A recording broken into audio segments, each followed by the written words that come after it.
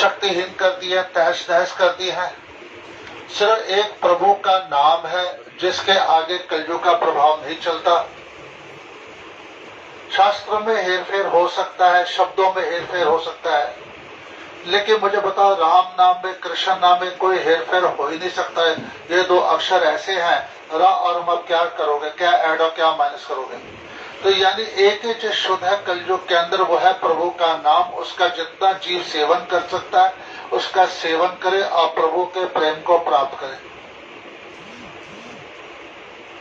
तो कहते हैं हरि नाम स्मरण से क्या नहीं हो सकता, भगवान नाम जब से कौन सा कार्य सिद्ध नहीं हो सकता। जिसकी जीवा को सुमधुर हरि के नाम रूपी रस का चस्का लग गया है, उसके लिए फिर संसार में प्राप्य वस्तु ही क्या रह जाती है। जिसकी जीवा पे हरि नाम का चस्का लग गया है, रस मिल गया है, और कुछ प्राप्त करना बाकी नहीं रह जाता। क्योंकि क्या होता है, आप कितना भी पढ़ो, लेकिन पढ़ने से जरूरी नहीं कि वो चीज आपको समझ आए, और समझ में भी मान लो आ गई तो ये जरूरी नहीं कि वो जीवन में उतरेगी ही उतरेगी। लेकिन हरिनाम करने से वो डेफिनेटली आपके हृदय के अंदर वो चीज उतरती ही उतरती है, क्योंकि सारी अनुभूतियां जो प्राप्त होती है वो है नाम के द्वारा। आप पे क्षमता है या नहीं क्षमता, योग्यता नहीं योग्यता, हरिनाम उसको योग्य बना लेता, ग्रहण करने की और समझने की क्षमता हरिनाम से 100% प्राप्त हो जाती है। और ये प्रैक्टिकली एक्सपीरियंस किया गया है सब जगह पे। 99% लोग जितने लोग आए हैं इस मार्ग में, सभी मांस खाते थे, शराब पीते थे, और भी कई गलत चीजें करते थे। लेकिन कथा के माध्यम से, कथा का फल यही है कि जीव के नाम में रति हो। वो कथा कथा ही नहीं, अगर वो नाम की और जीव को प्रेरित करते ही नहीं, नाम की और लेके जाते नहीं, वो कथा कथा ही नहीं है। कितने भी ऊंची कथा कर लो, अगर जीव आपके सामने प्रशंसा बहुत बढ़िया कथा की, लेकिन उसके हृदय में परिवर्तन कैसे आएगा, उसके लिए आपने क्या होमवर्क दिया है, वो 2 दिन बाद वो भूल जाएगा चीज को। लेकिन अगर हम नाम की महिमा गाते हैं, उसे होमवर्क देते हैं, तूने घर में रोज इतनी माला करनी है, इतनी संख्या में नाम करना है और तेरे को ये पढ़ना है, तो 100% उसके जीवन में परिवर्तन आ जाएगा। कुछ महीने के अंदर देखोगे बहुत ज्यादा परिवर्तन आ चुका है। एक एग्जाम्पल आता है बरगारी का चैतन्य चैतामृत के अंदर आता है कि बहुत बड़ा हिंसक था और हिंसा में उसकी वृत्ति थी, और वो क्या करता था, प्राणियों को मारता था, लेकिन पूर्ण रूप से नहीं, अध मरे। और उसे बड़ा आनंद आता, जीव का तड़पता हुआ देख के उसे बड़ा आनंद आता था। नारद जी को बहुत खराब लगा। नारद जी जब किसी से भी मिलते हैं तो समझो उसका सौभाग्य जागृत हो गया। नारद जिससे भी जब भी मिलेंगे समझो उस पर प्रभु की कृपा बरसी, क्योंकि नारद साधारण संत नहीं है। नारद जी किसके गुरु है? वेद और व्यास के गुरु हैं, जिनकी कृपा से उन्होंने भागवत की रचना की है। ध्रुव के गुरु हैं, जिन्होंने भगवान का साक्षात्कार कराया। प्रहलाद के गुरु हैं, जिसके वजह से प्रहलाद इतने महान भक्त बने। तो वो साधारण नहीं है कि भाई आप जैसे उनका मजाक करा लो या जो मर्जी, या जिस तरीके से पेश किया जाता नारद जी को, ये दुष्टों के द्वारा पेश किया गया है। नारद जी का जो चित्र है, नारद जी बहुत उच्च कोटि के संत हैं, और जो वेदो व्यास के गुरु हैं, जो प्रेरित करके जीव से भागवत दिखवाते, वो कभी साधारण हो ही नहीं सकते। उनकी हर क्रिया के पीछे कोई ना कुछ उद्देश्य होता ही होता है। तो उन्होंने क्या किया, उस मरगारी को बोला तो क्यों इनको मारता है इस प्रकार, पूरी तरह से क्यों नहीं मारता? अगर तेरा पेशा है वध करना तो पूरी तरह से मार। कहते मुझे बड़ा आनंद आता है इनको तड़पते हुए देते। तो उस नारद जी ने कहा कि भाई ऐसा मत कर, तेरे को पाप भोगने पड़ेंगे, नरकों में बड़ी भयानक यातना तेरे को भोगनी पड़ेगी। तो उन्हें कहा कि फिर उद्धार कैसे होएगा? कहते हैं कि प्रभु के नाम का जप करने से। तो कहते फिर मेरे घर का पालन पोषण कैसे होएगा? कहते उसकी जिम्मेदारी तेरे को लेने के जोते उसकी व्यवस्था मैं करूंगा। तो उन्हें बैठ के अखंड हरि नाम करना है। मृगारी जो था शिकारी, नारद जी की बात मानी, पेड़ के नीचे बैठ गया, निरंतर हरि नाम पे लगा सुबह से लेकर रात तक। लोगों ने देखा कि ये ना उठ रहा है ना कुछ कर रहा है, निरंतर हरि नाम कर रहा है। तो लोगों को उसके प्रति तरस आया कि ये इतना उसके जीवन में परिवर्तन आ गया, श्रद्धा उत्पन्न हुई। लोग स्वयं उसके लिए भेंट लेके जाने लगे, कोई इसके लिए दूध ले जा रहा है, कोई रोटी ले जा रहा है, कोई साग ले जा रहा है, कोई कुछ ले जा रहा है, कुछ उसके लिए। मतलब कि इसने जो शिकारी पाप कर्म करके भी जो चीज वो प्राप्त नहीं कर पा, पेट भर के रोटी नहीं खा पा रहा था, ऊपर से पाप भी कमाई भी कर रहा था, भगवान का भजन करने से भगवान की कृपा, नाम महाराज की ऐसी कृपा होती है कि वो स्वयं उसका पालन पोषण करते हैं। नाम स्वयं पालन पोषण करता है, उसमें कोई आश्चर्य की बात नहीं है।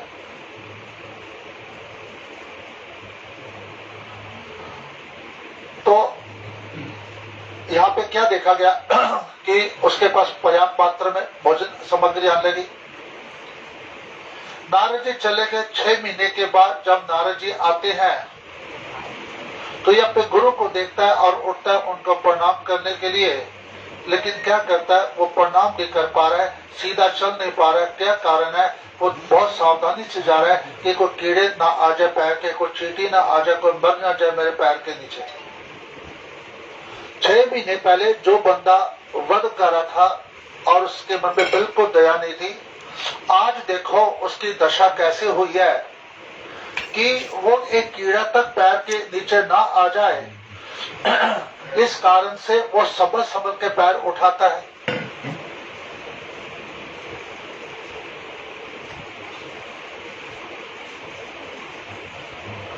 वो समझ समझ के पैर उठाता है। तो इसके हृदय के अंदर इतना परिवर्तन कैसे आया? अखंड हरिनाम करने मात्र से। अखंड अगर नहीं करता तो परिवर्तन। और तो छोड़, इनके अलावा प्रैक्टिकली हमने अपने जीवन में और भी संतों के जीवन में हमने देखा है कि जिसके हृदय में भी कुछ परिवर्तन आया है वो केवल नाम के बल पे ही आया है। तो कहते हैं जिसके जीवन सुम्र हरि के नाम रूपी रस का चस्का लग गया, उसके लिए संसार में प्राप्य वस्तु ही क्या रह जाती है, उसके लिए कुछ नहीं, क्योंकि नाम आगे तो नामी भी वश में हो जाते हैं। क्योंकि नाम के पीछे नामी चलते, प्रभु अपने नाम का अनुसरण करते हैं और नाम अगर अधीन हो गया आपके तो नामी आपके पास ही पड़ा। कोई पे कोई चिंता वाली बात नहीं है। यज्ञ याग जप तप ध्यान पूजा निष्ठा योग समाधि सभी का फल भगवान नाम में प्रीति होना ही है। यदि इन कर्मों के करने से भगवान नाम में प्रीति न हुई तो इन कर्मों को व्यर्थ ही समझना चाहिए। यानी हम आपके घर में कार्यक्रम क्यों आयोजन किया, ये जो आयोजन हुआ है इसका एक ही उद्देश्य है, भगवान नाम में प्रीति उत्पन्न होना। यानी हम मनोरंजन करने नहीं आए हैं, हम नाम की महिमा, भगवान के नाम के प्रति प्रीति उत्पन्न करने आए हैं। वो सत्संग ही नहीं है अगर वो नाम की ओर प्रेरित करे, जीव को भजन में ना लगाए तो वो सत्संग व्यर्थ है। तो हम मंदिर जाते हैं, तीर्थों में जाते हैं और किधर भी जाते हैं, उसका एकमात्र फल होता है भगवान नाम में प्रीति उत्पन्न होना। अगर नाम में प्रीति उत्पन्न नहीं हो रही इन सब कार्य करने के बाद, तो ना आपको धामवास का फल मिलता है, ना कोई तीर्थों का फल मिलता है। क्योंकि तीर्थों की सेवा क्या है? हरि नाम करना। और जब तीर्थ में जीव हरि नाम करता है तभी तीर्थ प्रकाशित होता है। तीर्थ में किया हुआ हरिनाम 1000 गुना अधिक फल देता अन्य स्थानों में किए जाने की तुलना में। जो लोग अगर तीर्थ में रह के भी हरिनाम नहीं करते हैं तो तीर्थ की कृपा उन्हें समझ में नहीं आती, ना उसकी महिमा समझ पाते हैं और तीर्थों की निंदा करते और तीर्थों का परित्याग करके अन्यत्र चले जाते हैं कोई साधन करने के लिए। क्यों? क्योंकि नाम के बिना तीर्थ प्रकाशित नहीं हो सकता। इससे जो मनुष्य कोई भी तीर्थ में रहते हैं अगर नाम का सेवन करेंगे तो तीर्थ की कृपा मिलेगी, तीर्थ स्थान की। और उधर जाने के साधु संग करना, भगवान के भक्तों का संग करना, उनसे कथा सुनना, तब जाके उसे पूर्ण फल प्राप्त होता है, अन्यथा फल प्राप्त नहीं हो सकता।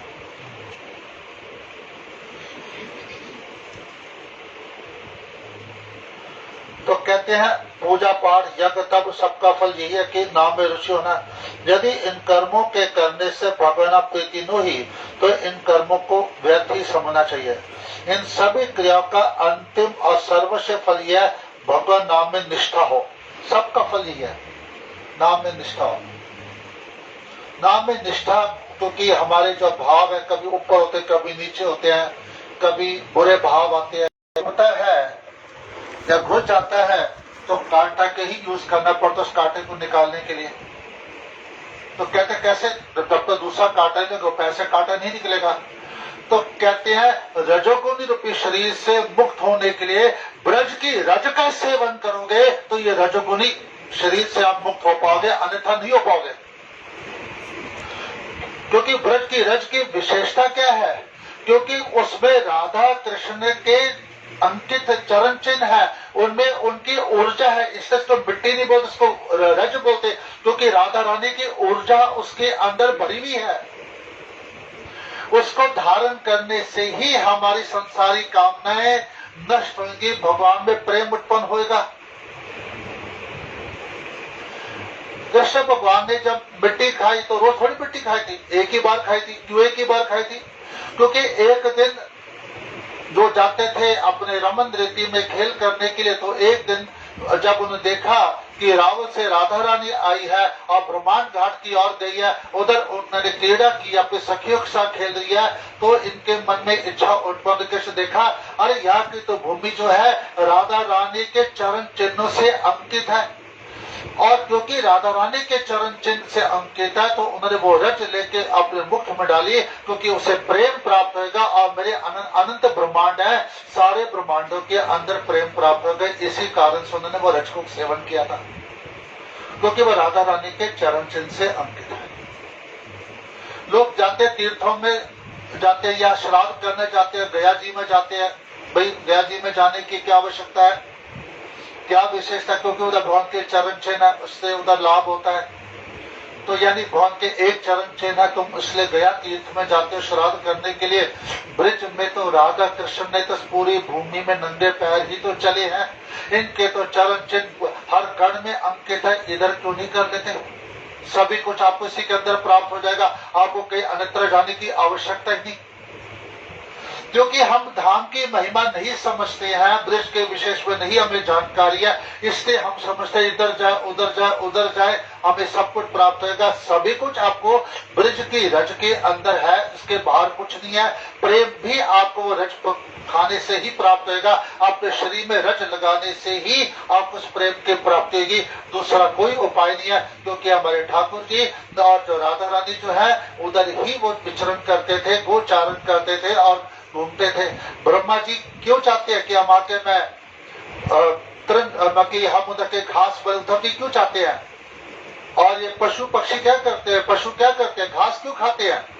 और ये क्यों चाहते हैं कि मैं यहाँ की तृण बनूं, रज बनूं, कुछ भी बन जाऊं यहाँ पे? और ब्रह्मा जी भी स्वयं चाहते हैं मैं ब्रज में, क्योंकि ये जो वेद उपनिषद है जितने भी है वो गाय के स्वरूप है, वो गाय ही उस वेद उपनिषद वो क्यों गोचारण करती है, रज को घास को खाती है, क्यों वो बन के आई गौ का रूप धारण करके या अन्य पशु का रूप धारण करके, क्योंकि इसी बहाने राधा रानी की चरण रज हमारे अंदर प्रवेश करेगी। उस रज को प्राप्त करने के लिए सारी श्रुतियां जो है गौ बन के घूम रही है, गाय बन के घूम रही है या अन्य पशु बन के घूम रहे हैं, क्योंकि वो तो पशु तो का घास खा ही सकते हैं और घास में तो राधा कृष्ण के चरण चिन्ह अंकित है और उनकी कृपा भी उस पे है। तो वो कृपा प्राप्त करने के लिए उन्होंने पशु का रूप धारण कर लिया, कोई हिरण के रूप में कोई एक घास खाएंगे तो हमको भी उस प्रेम की प्राप्ति होगी। तो वहाँ के पशु पक्षी भी साधारण जीव नहीं है,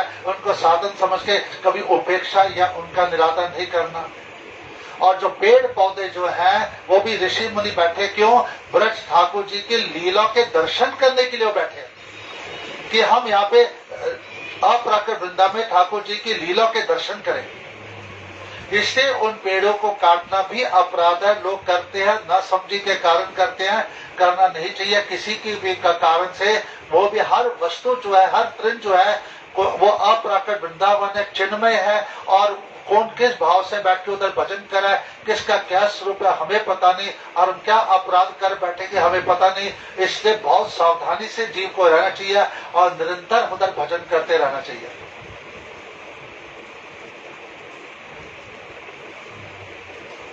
तो कहते हैं इन सभी क्रियाओं का अंतिम और सफल है कि भगवान नाम में निष्ठा हो। साध्य तो भगवान नाम ही है और सभी कर्म तो साधन मात्र है। साधन यानी जिसको प्राप्त करना है वो कौन है, वो है हमारे ठाकुर जी, और अन्य जितने जो है वो साधन मात्र है। साधु संग, मंदिर जाना, तीर्थ करना, महात्माओं की सेवा करना, इन सब का फल जब सबकी सेवा करोगे, सुकृत्य इकट्ठी होती है, तब जाके हम नाम में हमारी निष्ठा बढ़ती है। नाम जप में देश काल पात्र जाति वर्ण समय असमय शुचि अशुचि इन सभी बातों का विचार नहीं होता कि भाई हम शुद्ध है अशुद्ध है, रात को करे कि दिन में करे। कहते इन चीजों का विचार नहीं करना। जिस घड़ी प्रभु का भजन करो वो घड़ी शुद्ध है, जिस शरीर से प्रभु का भजन करो वो शरीर शुद्ध हो जाता है। वैदिक मंत्रों में विचार करना पड़ता है, लेकिन हम तो नाम जप करे हैं, तो क्या ये नाम जप मंत्र के अंदर नहीं आते? कहते तुलसीदास जी कहते हैं कि देखो अगर कोई भी मंत्र का उच्चारण सही ना हो तो क्या होता है, या स्वर तो उसका फल उलट जाता है। लेकिन जब वाल्मीकि जी ने मरा बोला तो उनको उल्टा फल क्यों नहीं मिला, उनकी मृत्यु क्यों नहीं? क्योंकि इसलिए उनको फल उल्टा, क्योंकि कहते ये मेरे माता और पिता, रा और माँ मेरे माँ और पिता, माता पिता है। कहते माता पिता को बुलाने के लिए विचार करना पड़ता, मत शुद्ध है कि शुद्ध है।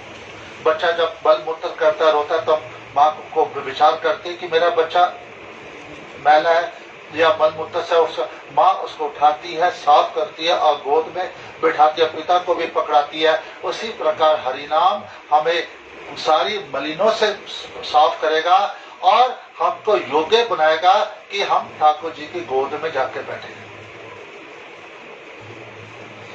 इसमें हमें ये विचार नहीं करना चाहिए कि भाई हम अशुद्ध है तो कैसे करें, ऐसे कोई समस्या ही नहीं है, क्योंकि जीव कभी शुद्ध होने, उल्टा वो शरीर अशुद्ध है जो प्रभु का नाम ही ना जपे, और जो शरीर हमेशा प्रभु का नाम जपता है वो अशुद्ध हो ही नहीं सकता।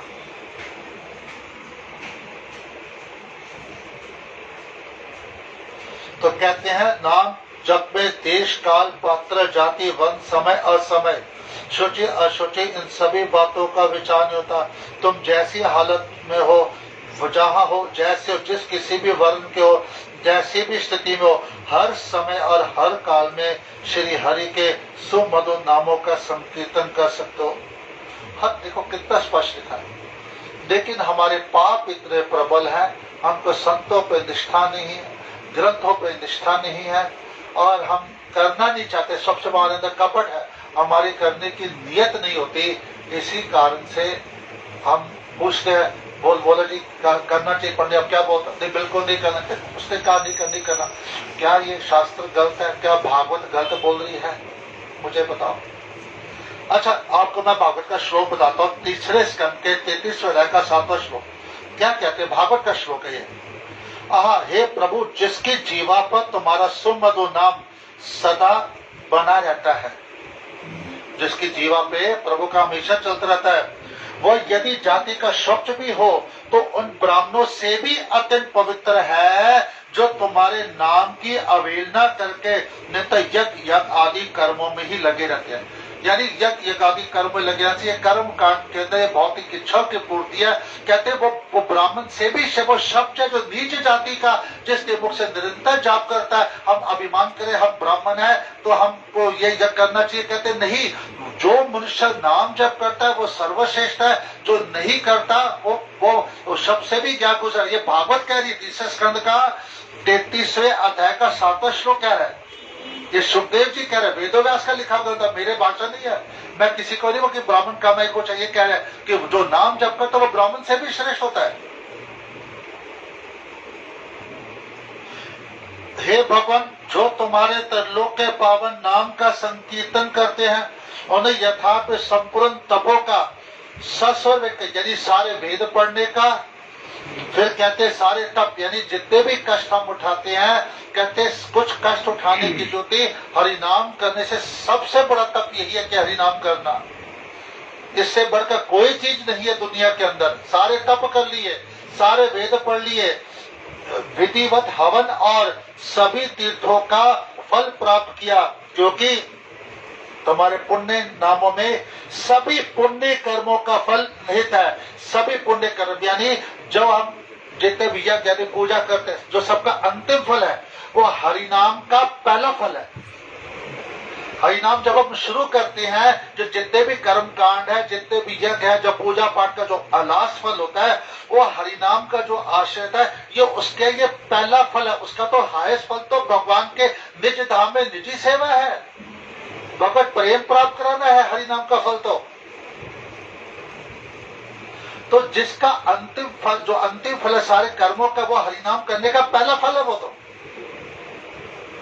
तो सोचो हरिनाम कितना श्रेष्ठ है, कितना महान है। लेकिन फिर हमें हरिनाम से लाभ क्यों नहीं होता?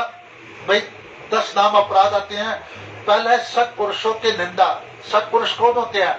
सत्पुरुष वो होते हैं जो भगवान के नाम का वितरण करते हैं, हरि कीर्तन करते हैं, हरि कथा करते हैं और जीव को हरि नाम में लगाते हैं। हम ईर्ष्या के कारण या द्वेष के कारण अगर ऐसे लोगों की निंदा करते हैं, अपराधी हमारा पतन निश्चित हो रहा है। नाम में रुचि घटना में हमारा पतन निश्चित होने वाला है।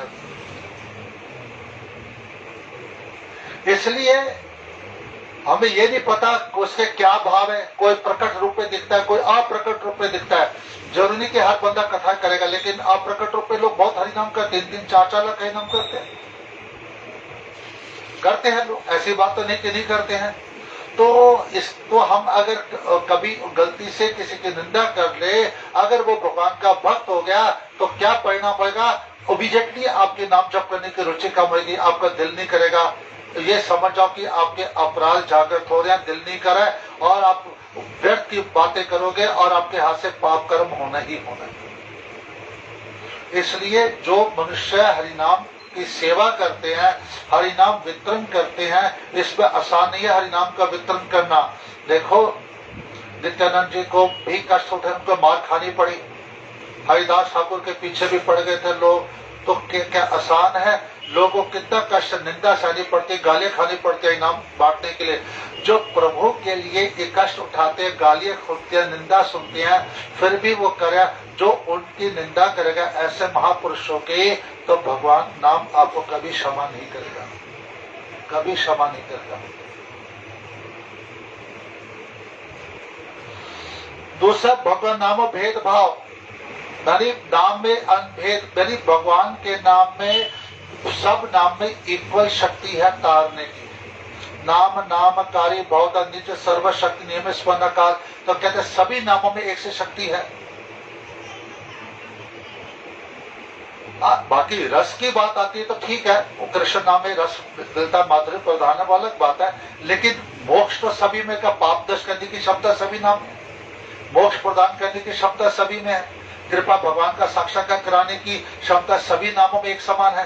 बाकी रस की प्राप्ति है, जो माधुर्य भाव का है, जो राधा रानी की सेवा, वो हमें कृष्ण नाम से मिलता है, महामंत्र से, वो बात अलग हो जाती है। लेकिन ये तो नहीं कह सकते कि जो मनुष्य श्री राम जय राम का कि वो भक्त नहीं है,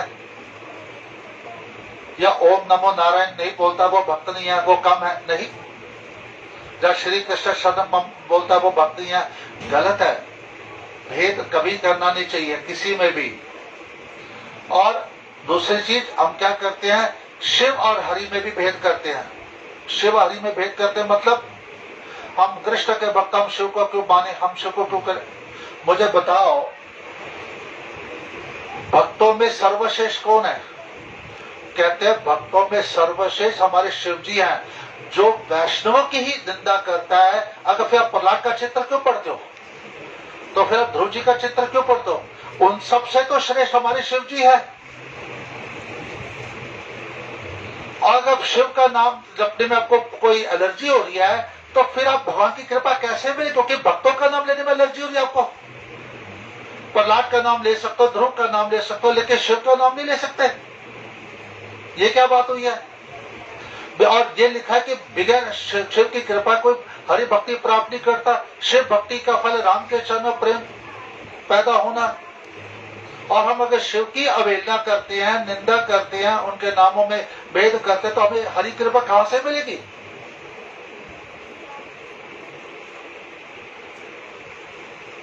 तीसरा, गुरु का अपमान।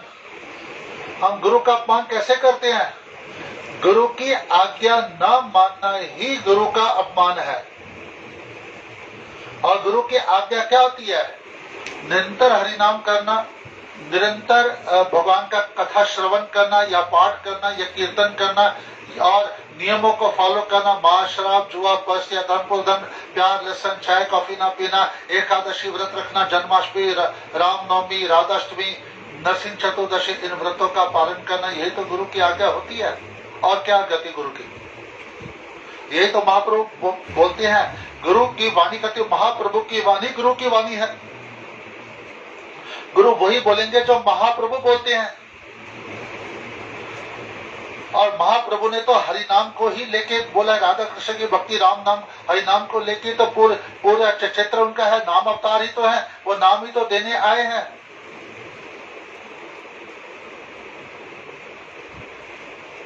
तो गुरु को तुच्छ मानना या अपने आप को ज्यादा स्मार्ट समझना, कई बार ऐसा होता है। और तो और सबसे खतरनाक चीज है कि गुरु जी का हाँ हाँ बोलना, लेकिन उनकी बात नहीं मानना, वाणी का संग नहीं करना।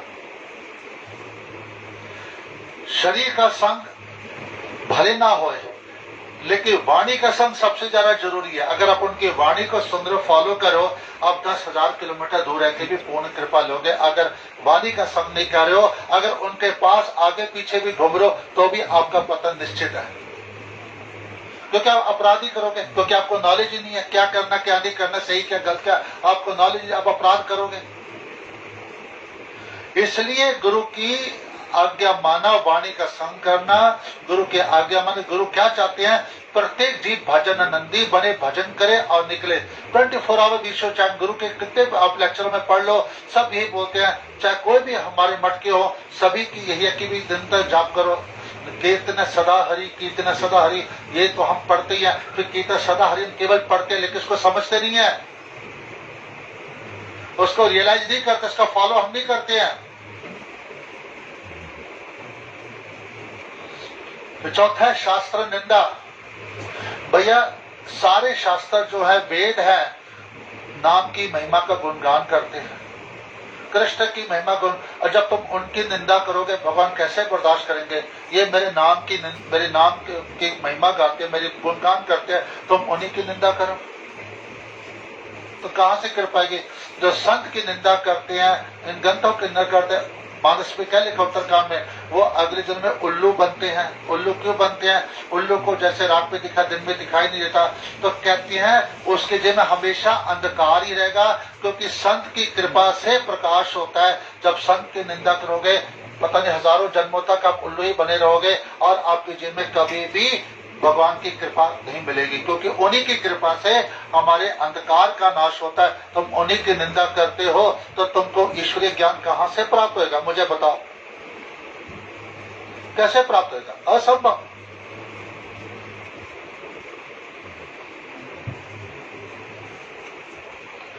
फिर कहते हैं जी, अगला है भगवान नाम है अर्थवाद।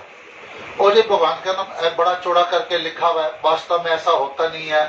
वो तो जीवों की श्रद्धा हो जाए इसलिए कहा गया, ऐसा नहीं है।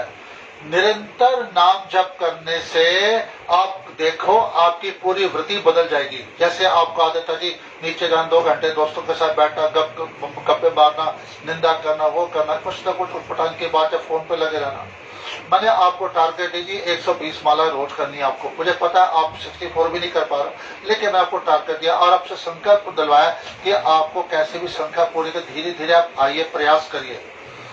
आप प्रयास कर रहे हो भाई, ठीक, मैं कम से कम मैं पहला पढ़ाओ था पार्कर 64 माला का, तो आप प्रयास करते हो, आप 50, 55, 60 तक पहुंचो, 64 नहीं पहुंचो, नींद आप सो जाते हो, आपके कोई मित्र का फोन आता है, आते लो, आप ज्यादा बातें 2-4 मिनट बात करते हो, आप बोलते हो मुझे काम है, तो क्या होता है, हम कल करेंगे, कल भी वही काम करना, परसों भी वही इतनी माला करनी है, रोज करनी, तो धीरे धीरे पूरा स्वभाव आपका बदल जाता है।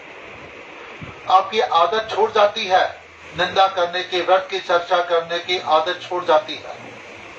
क्योंकि जिन्होंने भजन थोड़ा करना वही रात दिन चर्चा की निंदा करेंगे, तभी तो उनको लाभ नहीं मिलता।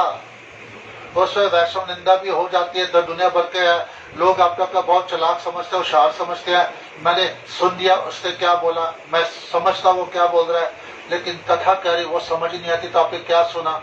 आपका सुनना व्यर्थ है। जो चीज सुननी चाहिए थी वो तो सुनी नहीं, व्यर्थ की चीजें सुनते हो और परेशान हो जाते हो, तो इसके जवाबदार तुम खुद हो और तुम अपना 100% पतन करा करोगे। और कुछ जानो या ना जानो और कुछ समझो नहीं समझो, इतना समझ लो कि मुझे हरि नाम ही करना है और हरि कथा के अलावा और कोई चीज ना सुननी है और ना हमको उच्चारण करना है किसके अलावा। बड़े लोगों की दृष्टि में आप मूर्ख ही क्यों ना हो,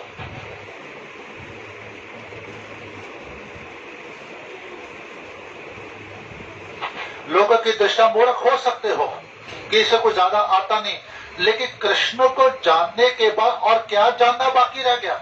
जिसने जान लिया कि हरि नाम सब कुछ है और कुछ बाकी है, वो अगर सब कुछ आपने जाना और कृष्ण नाम को नहीं जाना तो आप भी 0/0 ही हो। क्योंकि मृत्यु के समय जो चीज आपके साथ जानी है वो है भगवान का नाम। अगर वो नहीं किया, वो सम्मिलित नहीं किया, जितनी जिंदगी पे जितना मुझे परिश्रम किया है सब व्यर्थ जाएगा। और आप नाम बढ़ा के देखिए, 64 के ऊपर करके देखिए, प्रैक्टिकल अनुभव है। कृष्ण हर चीज अपनी जगह पे सेट करते हैं, आपको कैसे निकालते हैं उलझनों से और हर चीज कैसे सुलझाती हैं, और बड़े बड़े जो काम जो नहीं हो रहे थे वो होने शुरू हो जाते हैं, जो अटके हुए थे आपसे हो नहीं पा रहे थे। जीव सोचता मैं अपने प्रयास से कर लूंगा, अपनी बुद्धि से, प्रयास भी निष्फल जाता है, बुद्धि भी निष्फल जाती है, क्योंकि भगवान चाहते हैं तो मेरा आश्रित रहे। और वही बड़े बड़े काम भगवान के नाम जप से बड़ी आसानी से हो जाते हैं।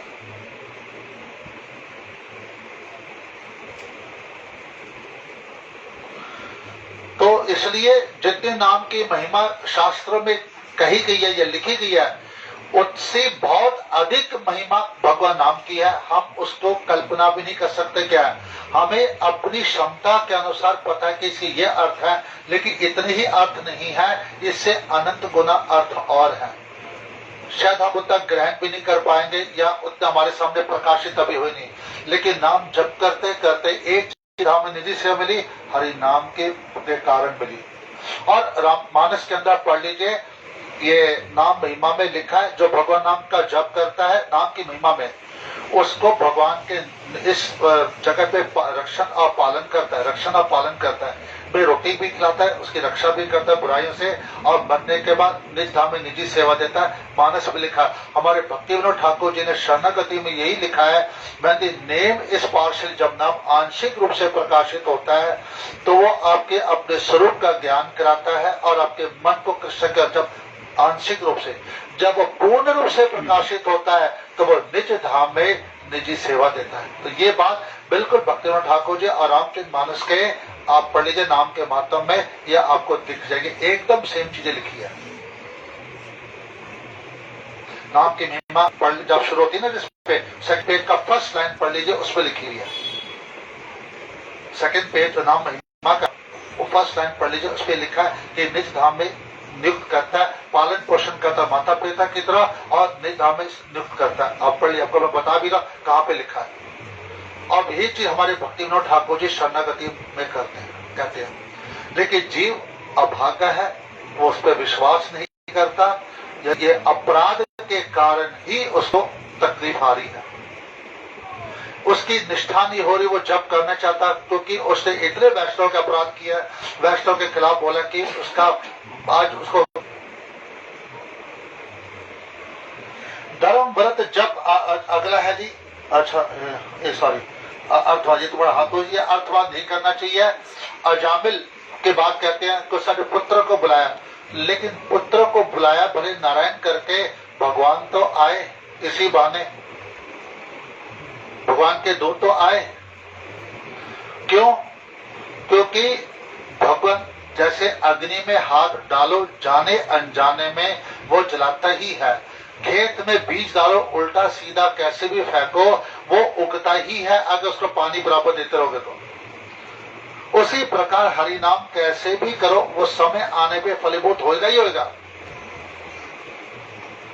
भगवान ने ये नहीं देखता अपने पुत्र को बुलाया या किसको बुलाया, इसलिए कहते हैं पुत्र पुत्री का नाम भगवान के नाम से रखने का फायदा क्या है? अगर पुत्र का भी स्मरण आया तो नाम निकल गया तो भी आपका बेड़ा पार हो जाना है। लेकिन लोगों को लगता है ओल्ड फैशन है, हम मॉडर्न है, और ये नहीं सोचते कि हम अपने नर का द्वार खोल रहे हैं।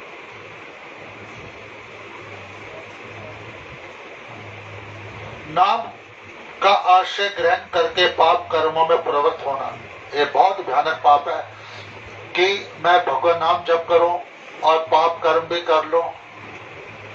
मैं जो 5 नियम हमारे, मां, शराब, जुआ, परस्त्री, अधर्म पूर्वक धन और प्याल संचय कॉफी एकादशी न रखना, मैं ये तोड़ सकता हूँ और फिर मैं नाम जप कर लूंगा, ये हो जाएगा। भैया एकादशी न रखने का पाप ब्रह्म हत्या से भी ज्यादा भयानक है, क्योंकि सारे पाप गो हत्या ब्रह्म हत्या अन्न में वास करते हैं। एकादशी के दिन एकादशी सबसे ज्यादा जरूरी है। आप ये बोल ही नहीं सकते आपने मुझे रिमाइंड नहीं किया, मैं भूल गया, इसका मतलब आप सिंसियर नहीं हो। क्यों आपको रिमाइंड करना पड़ता? आपको ऑफिस जाना, आपको रिमाइंड करना पड़ता है ये काम करना है या पैसे लेना, फिर हरि नाम और एकादशी क्यों रिमाइंड करना पड़ता? आपको चिंता नहीं है क्या? कोई आप हम पे एहसान करो कि एकादशी रखे कि जो आपको रिमाइंड करो। लोग ऐसे बोलते, कई लोग ऐसे हैं जो बोलते हैं हमको तुमको चिंता होनी, तुम पूछो, तुम कैलेंडर में देखो, हम सबको कैलेंडर देते हैं तो पीडीएफ फॉर्म में भेजा, तुम उसको देखो, क्यों नहीं देखते उसको? यानी तुम्हारी रुचि नहीं भगवान के नाम जपने में, भगवान का प्रेम प्राप्त करने के लिए। इसलिए एकादशी कृष्ण भक्ति की जननी है, और एकादशी का तिरस्कार किया तो भगवान कृष्ण की कभी कृपा नहीं मिलेगी, क्योंकि वो बहुत, आप देखो राधा रानी स्वयं गर्ग संहिता के अंदर एकादशी व्रत का मातम बोलती है स्वयं कि कृष्ण को प्रेम प्राप्त एकादशी कंपल्सरी रखें। और इसके अलावा भागवत में अम्बरीश महाराज की कथा पढ़ लो, एकादशी का मातम है। स्वयं चैतन्य महाप्रभु अपनी मां शची देवी को बोलते तो एकादशी व्रत कंपल्सरी रखना चाहिए, तेरे को रखना पड़ेगा। जब सारी जगह गंतव्य प्रमाण मिलते हैं, फिर हम एकादशी क्यों नहीं रखते?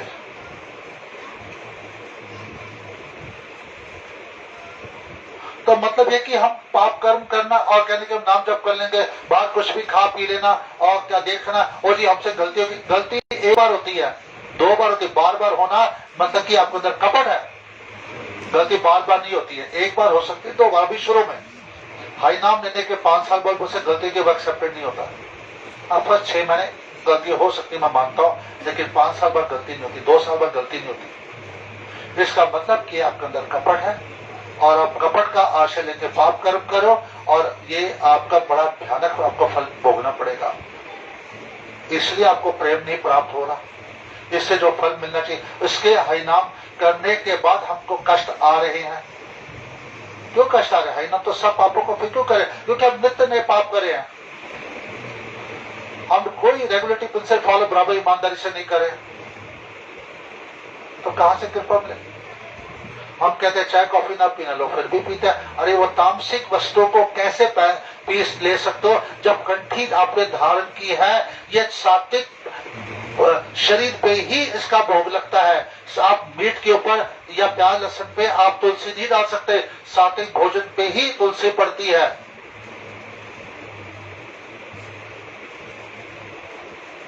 ठीक है, हमारे जीवन में प्रेम नहीं है उतना कि अब भगवान का भोग लगाए, लेकिन तुलसी देके भगवान, तुलसी वो प्रेम कृपा दे देती है कि वो भगवान ग्रहण करते करते, चाहे हम योग्य हो ना योग्य, लेकिन तुलसी हमारी कृपा से हमें वो प्रेम प्राप्त। अगर वो तुलसी का हम तिरस्कार करते हैं और हम अपने शरीर में तामसिक वस्तु डालते हैं तो फिर तुलसी भी नाराज हो जाती है। क्योंकि तुलसी कृपा करके भोग लगवाती है और उसे पता है कि योग्य इसके अंदर प्रेम तो है नहीं, भगवान इसका क्यों कहे? भगवान तो भोजन तो नहीं ग्रहण करते, हमारे भाव और प्रेम को ग्रहण करते हैं। बोल वही होता है, अब भाव भी तो हमारे अंदर कुछ है नहीं, ना प्रेम है, तो तुलसी डालो। तो तुलसी का चल तेरे बिहाव पे मैं कृपा कर देती हूँ, वो भगवान ग्रहण करवा लेती हूँ तेरा भोजन, क्योंकि मैं जो पड़ गई हूँ वो प्रेम की जो कमी तेरे अंदर है उसकी पूर्ति मैं करा देती हूँ। तुलसी जी कहती है, और तुम तुलसी का तिरस्कार करते हो, तामसिक वस्तुओं पर तुलसी को डाल के हमारे अपने शरीर को तामसिक बना दिया और उस पर आप तुलसी पहन रहे हो। क्या आपको तुलसी की कृपा मिलेगी? कभी नहीं मिलेगी।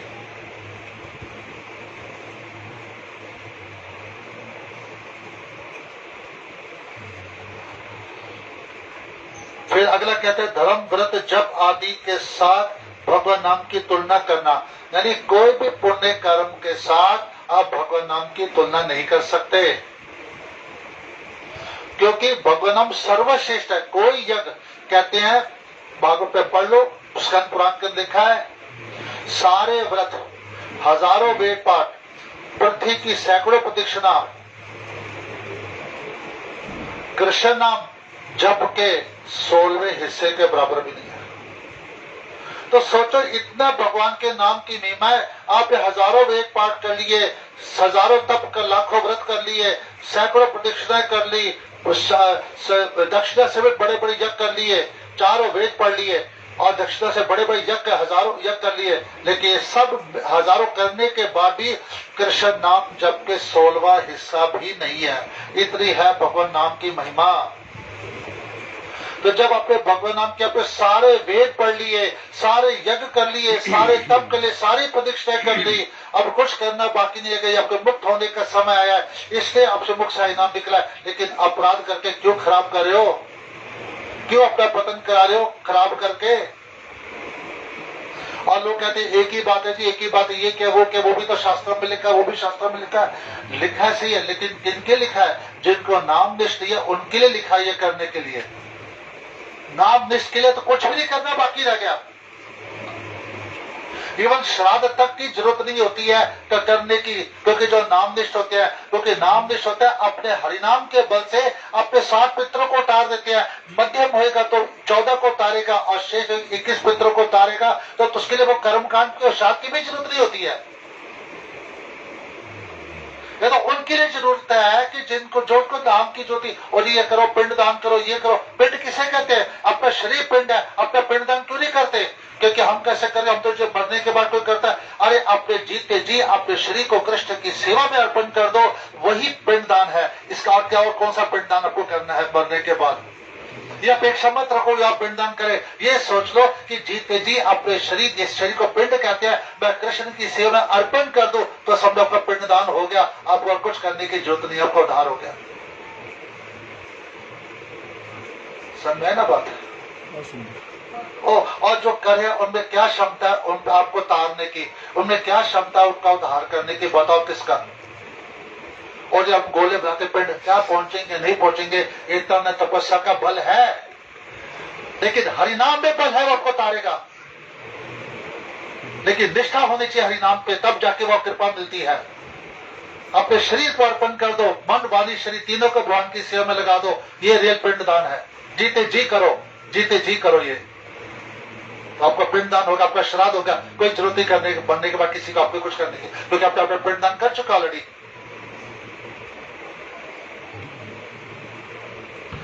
तो मैंने कहा ना कि ये उन लोगों के लिए है, ये करो वो करो, ये पाठ वो पाठ वो पाठ, जिसके लिए भी है, लेकिन हरि नाम और हरि कथा से श्रेष्ठ कुछ नहीं है।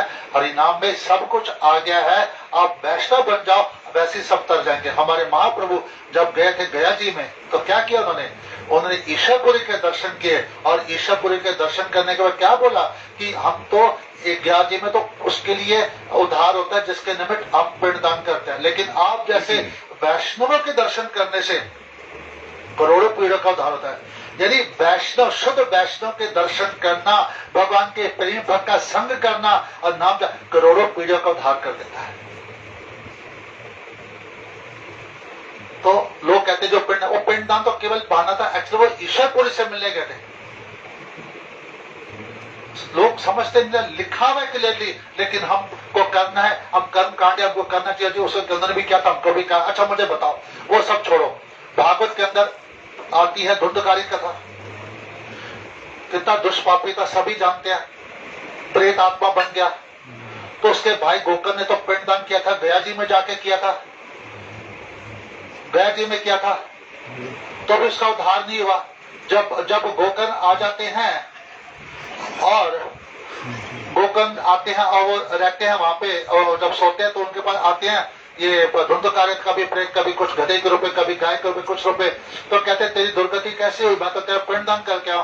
कहते मेरे इतने ज्यादा पाप कर्म है कि मेरा उद्धार हो नहीं सकता, हजारों बार गया जी में जाओ। फिर कैसे उद्धार है? फिर इन्होंने संगादि ऋषि उसका आश्रय लिया, सूर्यदेव का। उन्होंने कहा भगवान की कथा का आश्रय भागवत पढ़ो, यदि हरि कथा करने से उसका उद्धार, तो आप हरि कथा करो, उसके निमित्त उसका उद्धार निश्चित है।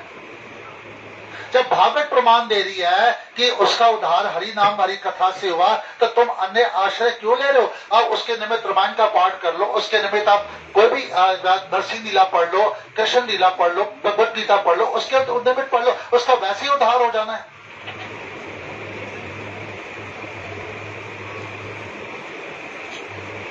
उसका वैसे ही उद्धार हो जाना है। तो फिर चिंता क्या है?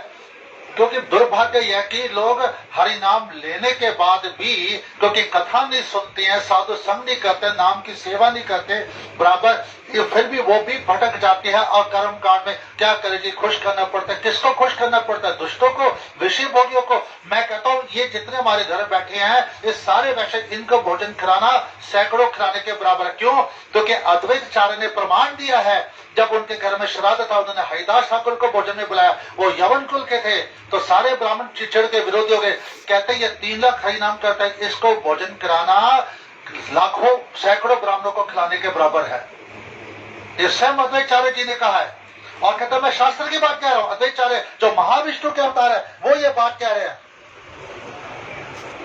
लेकिन हमको फिर भी, यानी हम कहाँ पढ़े चेतन चैताली, क्या समझ रहे हैं? एक पेपर का रीडिंग कर दे, नहीं जी फिर भी करेंगे जी, लोगों को दिखाना पड़ता, करो, पैसे बर्बाद करो। मैं कहता हूँ उससे अच्छा उतरे पैसों से आप वैष्णव को बुला के कथा आयोजन करो, उतरे पैसों से आप ग्रंथ वितरण करिए, उतरे माला वितरण करिए, ताकि कोई पढ़े, जो पढ़ेगा आपको लाभ मिलेगा, आपको कमीशन मिलेगी, क्योंकि आपके दिव्य ग्रंथ से पढ़ रहा है, आपकी दिव्य माला से वो जप कर रहा है, आपको लाभ हो जाएगा। घर के कोई भी सदस्य पढ़ेगा, क्योंकि आपको उसको ग्रंथ दिया, भागवत दिया, रामायण दी, वो आपको कृपा मिलती रहेगी, थोड़ी थोड़ी कृपा मिलती रहेगी कमीशन के रूप में। जितनी बार कोई पढ़ेगा आपको फायदा, क्योंकि आपके देव ग्रंथ से पढ़ रहा है। या किसी वैष्णव को बुला के आयोजन करो कथा, उनकी सेवा करो। रियल सेवा तो है जो वैष्णव सेवा होती है। बाकी नहीं निष्ठा हम वही करते रहे जो करते आ रहे, क्या कर सकता हूँ? जितना मर्जी आप बोलो, लोगों ने वही करना जो करना है। क्यों? क्या कहिए, रिश्तेदारों के बीच में रहना है, करना पड़ता है। अरे तुम क्यों समझते नहीं हो भैया? तुम तो करो, तुमने तो हरिनाम में तो महिमा सुनी है। यानी हम पढ़ लिख के भी मूर्ख हैं, हम भी वही करें तो हम हमारे में और अन्य इंसान में क्या फायदा हुआ? मुझे बताओ, हम मूर्ख ही हैं। हम यहाँ पे भगवान को प्रसन्न करने आए, लोगों को प्रसन्न करने नहीं आया ना। वो प्रसन्न क्या, वैसे ही सारे नाराज थे हमसे, और तो क्या फर्क पड़ेगा? अगर भगवान प्रसन्न हो गए, किसी को प्रसन्न करने की आवश्यकता ही नहीं रह जाती। सारे कृपा करने के देवता, दैत्य, मनुष्य, ऋषि, मुनि सभी दौड़ते आप कृपा करने, क्योंकि राम आपके पक्ष में है जी, आपको किसी की जरूरत ही नहीं है। जब देवकी के घर में आए थे कृष्ण, सारे देवी देवता के लिए उनकी स्तुति करने। राम जी आए थे कौशल्य घर में, सारे देवी देवता ऋषि मुनि आए के लिए स्तुति करने। जब महाप्रभु आए थे शची माता के सारे तो आ रहे किसकी स्तुति करे? वो माँ को महान माने क्योंकि भगवान को धारण किया, जिससे भगवान को पकड़ लिया। सभी कृपा आपको करने आएंगे, सभी के दर्शन, सभी कृपा आपको मिल जाएगी। आपको कुछ प्रयास करने की जरूरत ही नहीं है, सीधी सी बात है। कृष्ण जी रहते हैं किधर रहते हैं? ये पांडवों के पास हस्तिनापुर में। सारे ऋषि मुनि आते हैं और युधिष्ठिर को मिलते हैं, उनको दर्शन करने। वो क्या युधिष्ठिर को मिलाते? नहीं, युधिष्ठिर को कृपा क्यों मिली? क्योंकि कृष्ण उसके पास है। सारे देवी देव ऋषि मुनि पूरे ब्रह्मांड के आते हैं उनको मिलने के लिए। वो अच्छे कृष्ण, तो जिसके जीवन में कृष्ण आ गए उसके पास सारे देवी देवता ऋषि मुनि अपने आप आ जाएंगे कृपा करने के लिए। जिनको आप देखना भी चाहोगे वो आपको दर्शन नहीं देंगे, आपको को छुपा के रखते हैं। हम तो भक्ति नहीं है, हम पहचान भी नहीं पाते। कई बार लगता है कोई पागल से लगते हैं, रोड पे पड़े होते हैं, लेकिन पागल नहीं होते, ये छोटी के संत होंगे, हम नहीं पहचान पाते। लेकिन अगर कृष्ण नाम जप कर लिया, कृष्ण आपके अधीन हो गए प्रेम के कारण, तो सब आपके पास बारी बारी दर्शन करने आएंगे देने। आप जिसका आप चाहते थे कि मैं पे दृष्टि पड़े, जो देखते भी थे, आज वो आप पे कृपा करने आएंगे। लो भाई, इसलिए जी को हरि नाम करना चाहिए अधिक से अधिक। जो भगवान नाम। अच्छा, अगला है अपराध कौन सा है? जिससे किसी की पहले हम तुलना नहीं करनी, कोई भी सत्कर्म के साथ नाम की तुलना ना करो। एक ही बात है जी, ये छोड़ दिया वो क्या? ये माया का खेल है, चल रहा है कि आपको इतने प्रकार के विघ्न डालेगी, बोलेगी एक ही बात है, एक ही बात है, ये कर लो वो कर लो, एक ही बात है, अब सेवा करो, ये भी सेवा, सब नाम के अंतर्गत है। भैया नहीं, आप 64 माला के बाद जो मर्जी सेवा करनी करो, पहले अपनी संख्या पूरी करो। क्योंकि माया का खेल है। जी को बेचे को कहकर 64 के ऊपर जो महाप्रभु स्वयं कहकर चैत्र भागवत में कहा गया 9.120 और 122 अंत लीला चैत्र भागवत महाप्रभु कहते हैं। तो जब उनकी आज्ञा फॉलो करोगे तो माया का ग्रिप आप कम हो जाता है और आप पावरफुली हरिनाम प्रीचिंग करोगे, आपकी वाणी का इफेक्ट होगा उसके ऊपर और वो माया डर जाती है। इससे वो चाहते नहीं कि आप पावरफुल प्रीचिंग करो, क्योंकि जो माला ज्यादा करते नहीं है, 10 माला 20 माला करते हैं, वो बोलेंगे हरिनाम करो, तो उसके पता उसको बोलने दो, जो जितना मर्जी उसकी वाणी का इफेक्ट होने वाले नहीं है, क्योंकि वो स्वयं नहीं करा। वो कितना भी नाम की महिमा बोलेगा उसका इफेक्ट ही नहीं होगा, क्योंकि इफेक्ट उसका होता है जिस जो खुद भजन करता है, जिसकी वाणी में पावर होती है, जो खुद भजनानंदी होता है। शब्द सेम होते हैं, दोनों के सेम हो सकते हैं, लेकिन एक का असर होता है, एक का क्यों नहीं होता? क्योंकि तपस्या का बल चाहिए पीछे असर होने के लिए। वो खुद भजन नहीं करता, जो 64 माला के ऊपर नहीं कर, कम करता है, कैसे उसकी वाणी असर होगी? और कहते प्रभु जी आप भी वही बोलते, मैं लोग मेरी बात नहीं सुनते, आप भी क्यों सुनते? तुम भी माला करो, देखो मेरी बात नहीं सुन रहे, वो नाम सुनवा रहा है, नाम आपके हृदय प्रवेश कर रहा है और कुछ नहीं है। वो भजन तपस्या का बल है जो आपके हृदय प्रवेश कर रहा है। नाम महाराज की कृपा चल रही है, क्योंकि आप महाप्रभु की आज्ञा मान रहे हो, 64 मिनिमम कर रहे हो, इसलिए महाप्रभु की कृपा से आपको सफलता मिल रही है। इसमें आपकी विशेषता नहीं है। तो जो उससे कम करेंगे तो कहाँ कृपा मिलेगी? इसलिए उनमें उलझने बढ़ेगी, उलझने सुलझने के बजाय और उलझने बढ़ती है। बैठे लड़ाई और टेंशन आ रही, ये आ रही, वो आ रही, क्यों आ रही है? हमको ये भी काम करना, वो भी काम वेस्ट है, सारे काम करते रहो तो सब टाइम वेस्ट है। अगर हरिनाम में समय नहीं निकाला, हरिनाम किया और कुछ करना बाकी नहीं रह गया, और कुछ बाकी नहीं रह जाता है करने के लिए अगर हरिनाम आपने कर लिया तो। ये हमने पाल रखा, ये भी करना, वो भी करना, वैसे कर। अरे एक हरिनाम करने मात्र से महाप्रभु क्या किया? जिसने जो एक उन्होंने क्या किया था कि वो पकड़ा गया, कौन?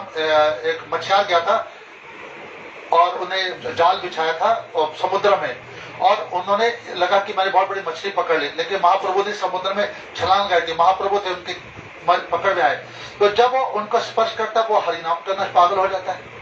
अच्छा, वो गांव में जाता है अपने पागल होते हुए, उसकी पत्नी बोलती क्या हो गया? उसका स्पर्श की वो हरिनाम करती है। इसी प्रकार पूरा गांव एक दूसरे को स्पर्श कर हरिनाम करता है, प्रेम में पागल होता है। ये उसकी स्थिति होती है जो नाम निष्ठ होता है। उसके अंदर प्रेम उत्पन्न हो गया, इससे उसके स्पर्श मात्र से दूसरा ही नाम उसके, हम बोलते प्रचार, क्या प्रचार का नाम निष्ठ होइए, आपके स्पर्श मात्र, आपके दर्शन मात्र से जीवन नाम करना शुरू कर देंगे। ये तो कहा गया कि उत्तम भक्त के लक्षण क्या है। पहले बार महाप्रभु क्या बोलते, कुलीन ग्राम के निवासियों को भक्त का लक्षण क्या कहते हैं, वैष्णव है जिसके मुख से एक बार हरि नाम निकल गया। दूसरे साल बोलते हैं जो निरंतर हरि नाम करता है वो भक्त है। तीसरे साल कहते हैं जिसके दर्शन मात्र से भगवान की याद आ जाए वो सब, वही वास्तव में वैष्णव है। तो सोचो, दर्शन मात्र से भगवान की याद के, क्योंकि वह नाम निष्ठा है, इसलिए तो उसके दर्शन मात्र से इनाम निकल रहा है आपके मुख से। सबके दर्शन से क्यों नहीं निकलता, उसी के दर्शन से क्यों निकलता है? तो तब प्रचार की जरूरत पड़ती है, बोलना पड़ता है, स्पर्श मात्र से, दर्शन मात्र से हरिनाम होना शुरू होता है। ये तो असली प्रचार है। आप सबको दे रहे, बड़बड़ करो, लेकिन प्रेम नहीं दे रहे तो किस काम का? जब आप नाम निष्ठ, आपके अंदर प्रेम उत्पन्न होएगा तो अपने आप पूरे गांव को प्रेमी बना सकते हो। ये सबसे बड़ा प्रचार है, इससे बढ़कर क्या हो सकता है? मीरा के भजन करने करी थी तो अकबर आए तो उसकी आंखों में आंसू आए, उसके चरणों में गिरे, बल्कि भेष बदल के आते हिंदू के रूप में, उसके चरणों में गिरे और उसकी आंखों में आंसू आ गए। उसे क्या पता कि वो तो अपने कृष्ण का गुणगान करती है। प्रेम की अवस्था में, प्रेम में कितनी शक्ति है कि वो अकबर जैसे जो मुस्लिम है उसको भी वो प्रेम प्रदान करके आंखों में आंसू ला सकती, अगर इंसान प्रेम में मग्न है तो। जिसे बोलता कोई भी कथा, कोई भी नाम बहुत ज्यादा करो, उसमें मग्न होइए, मग्न होना जरूरी है। अगर मग्नता नहीं हुई तो सब बेकार है, प्रेम नहीं उत्पन्न हुआ तो। प्रेम उत्पन्न करना सबसे जरूरी है। जो मर्जी विचार जैसे भी नाम जब करते जाइए, करते जाइए, कर एक दिन तो मग्न हो गई, एक न एक दिन तो होना ही पड़ेगा। कितने दिन नहीं हो गए, है ना? कितने आपके पाप प्रबल होंगे, खत्म तो हो ही जाएंगे। और आप निरंतर जाप करो, आपके 110 120 पाप जैसा मिलता है इतने, तो आपसे पाप कहाँ होगा? पाप से बचने का एक ही उपाय, आपकी संख्या बढ़ा लो तो समय कहाँ है पाप करने के लिए। और निरंतर पाप करो तो चलो कीड़े वगैरह आपको पता नहीं चलता, छोटे छोटे पाप तो वैसे ही नष्ट हो रहे हैं, क्योंकि वो भी तो अपराध लग रहा है। चलते फिरते हो, कूदे को कीड़े आ रहे, कुछ आ रहे, क्या आ रहे पैर में, हमें पता चला जाता तो कीड़े मरते, कुछ मरते, हमें पता नहीं चलता। तो निरंतर जाप से तो ऐसे ही सारे नष्ट हो रहे पाप आपके, तो इससे अच्छी चीज क्या हो सकती है? ये तभी संभव जब निरंतर नाम जप होगा, ये तो नहीं संभव है। छोटे छोटे पाप तो हमसे हर क्षण होते जा रहे हैं।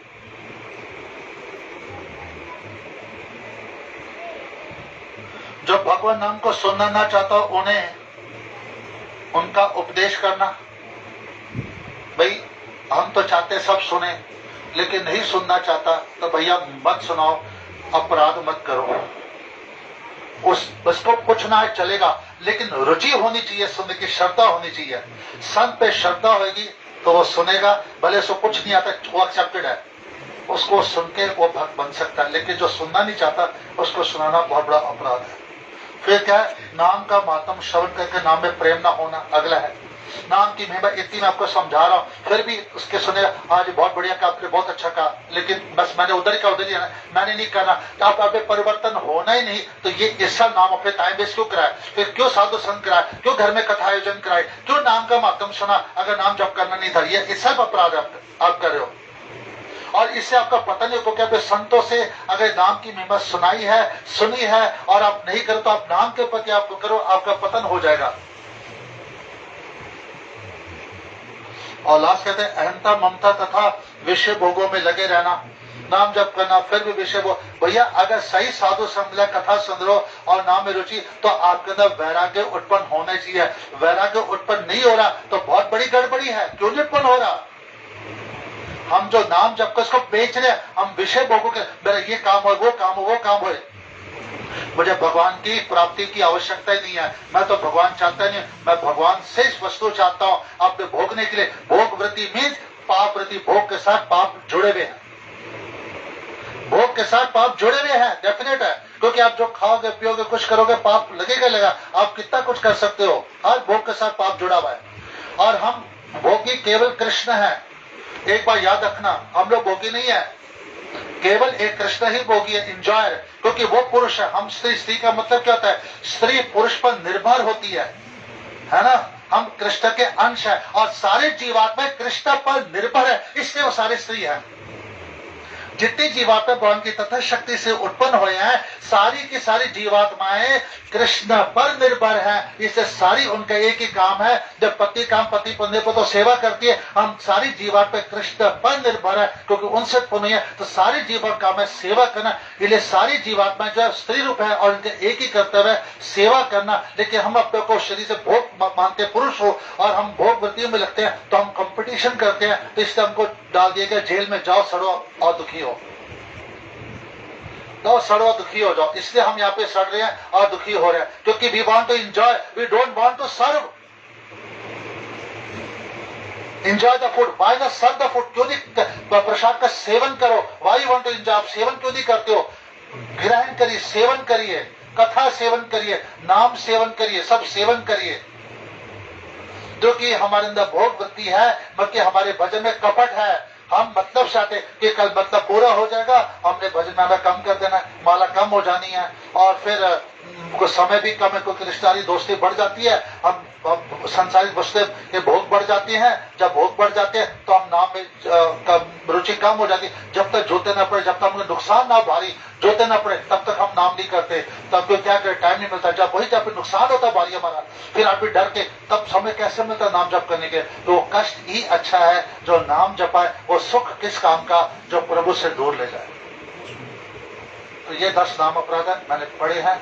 समय हो रहा है, कीर्तन भी करना है।